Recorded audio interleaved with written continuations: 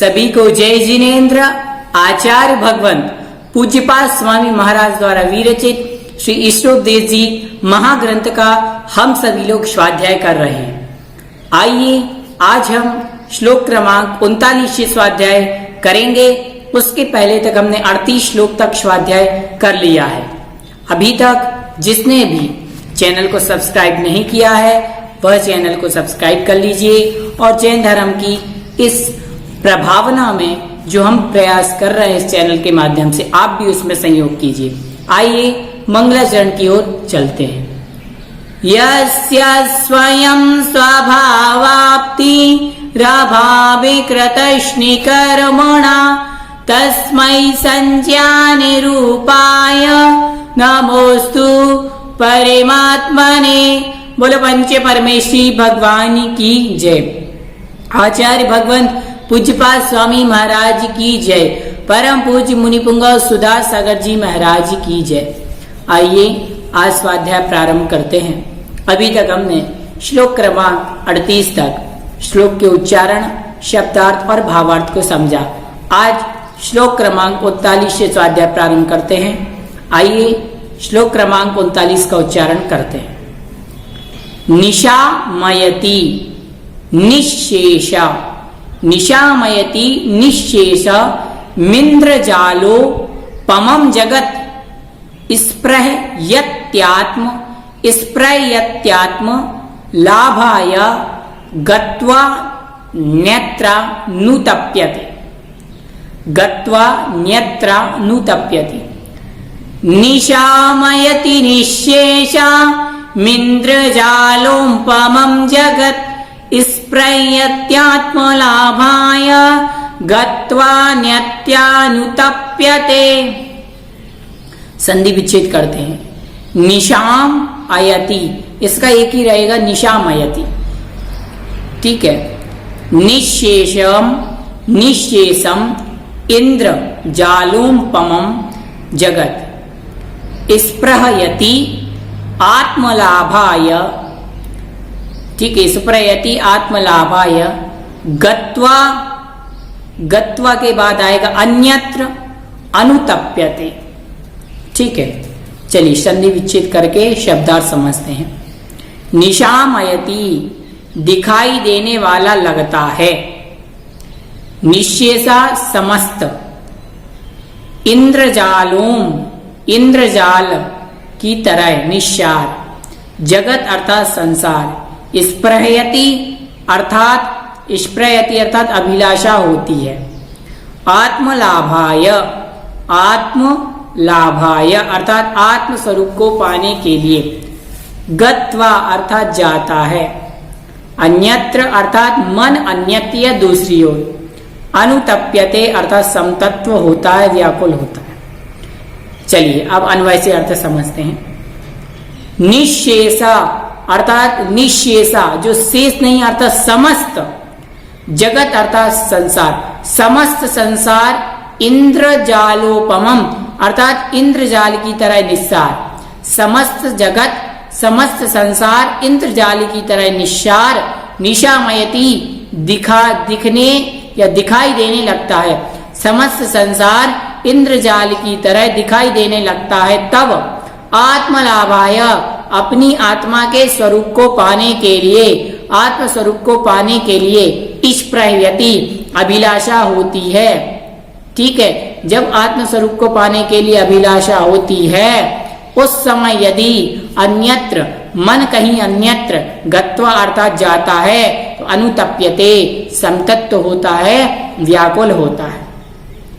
जिस प्रकार कह रहे हैं समस्त संसार इंद्रजाल की तरह निस्सार है और उस समय आत्म स्वरूप को पाने के लिए अभिलाषा होती है, उस समय यदि मन कहीं अन्यत्र जाता है तो व्याकुल होता है। परम अनंत सुख एवं शांति संतोष दाता अपनी आत्मा का अनुभव जब हो आता है या आत्मा को हो जाता है तब आत्मा को लुभाने वाला यह पुत्र, स्त्री, मित्र, परिवार या इंद्रिय के विषय प्रकार के विविध प्रकार के विषय यो से भरा यह संसार धोखा देने वाला या असार लगता है, निस्सार लगता है। संसार में सार लगता ही नहीं है। जैसे बाजीगर अपना तमाशा दिखाते समय अपने जादूगर से बना बना कर रुपया, पैसा, फलों आदि का ढेर दिखा देता है, परंतु वास्तव में कुछ वो ऐसा होता ही नहीं है। यदि ऐसा होता तो वह जो बाजीगर है वह स्वयं दीन दरिद्र भूखा प्यासा क्यों रहता। इसी प्रकार जब आत्मा का स्वाद आता है तब वह आदमी उससे हटना नहीं चाहता है। कुछ देर उससे मन हटता भी है, पर उसे बहुत व्याकुलता होने लगती है जब मन हटता है तो। परंतु मछली को पानी के बाहर ले जाने पर तड़फड़ाकर बेचैन हो ही जाती है। उस प्रकार हमें आत्मानुभूति की परिणति बढ़ाना चाहिए। आत्मा का जब एक बार हो जाए ध्यान, तो समस्त संसार के विषय भोग निशाल लगने लगते हैं। चलिए आगे पढ़ते हैं, श्लोक क्रमांक 40 का उच्चारण करते हैं, उसे समझते हैं। इक्षन्तेकांत संवासम, इक्षन्तेकांत संवासम निर्जनम जनितादरः निज कार्य वशात् किंची दुक्त्वा विस्मरति दुतम।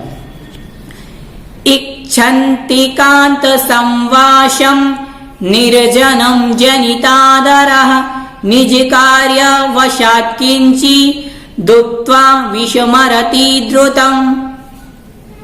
चलिए संधि विच्छेद कर लेते हैं। इक्षति एकांत संवासम निर्जनम जनितादरः निज कार्यवशात् किंचित उक्त्वा विस्मरति द्रुतम।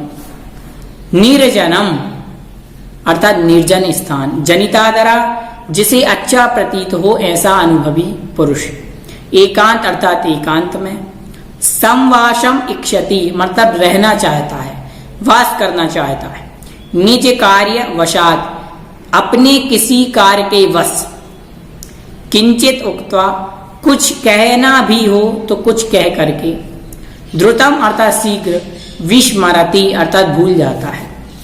पूरा अर्थ समझते हैं। निर्जनम अर्थात निर्जन स्थान, जनितादरा जिसे अच्छा लगता है ऐसा कोई पुरुष, निर्जनम जनितादरा जिसे कोई निर्जन स्थान अच्छा लगता है ऐसा अनुभवी पुरुष, एकांते अर्थात एकांत में, संवासम इक्षति अर्थात रहना चाहता है। निर्जन स्थान जिसे अच्छा प्रतीत होता है ऐसा कोई अनुभवी पुरुष एकांत में रहना चाहता है। निज कार्यवशात अपने किसी कार्य के वश यदि उसे, किंचित उक्त्वा कुछ कहना भी हो तो कुछ कह करके, किंचित उक्त्वा कुछ कह करके, द्रुतम अर्थात शीघ्र ही, विस्मरति उसे भूल जाता है।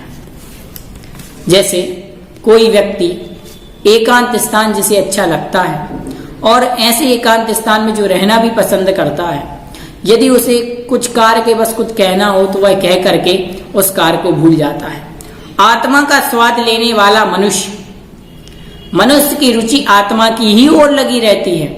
इस कारण अन्य स्त्री पुत्र आदि के संपर्क में रहना उसे अच्छा नहीं लगता, क्योंकि अन्य लोगों के पास रहने से उसे अपनी आत्मा में के अनुभव में विघ्न उत्पन्न आता है। ऐसा लगता है कि आत्मा के अनुभव में विघ्न हो रहा है।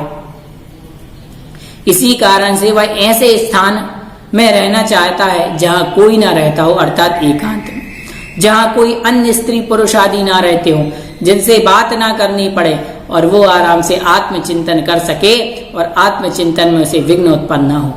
एकांत में रहने के बावजूद कभी कभी किसी कारणवश कुछ बातचीत करके झटपट भूल जाता है कि मैंने किससे क्या बात की, क्योंकि उसकी लगन आत्मा की ओर लगी रहती। जो व्यक्ति की एक बार लगन आत्मा की ओर लग गई उसे संसार के पदार्थ लुभा नहीं सकते। एक बार आत्मा की ओर लग गया फिर संसार के फल उसे क्या लुभाएंगे। इस प्रकार से हमने 40 श्लोकों का स्वाध्याय आज पूर्ण कर लिया है।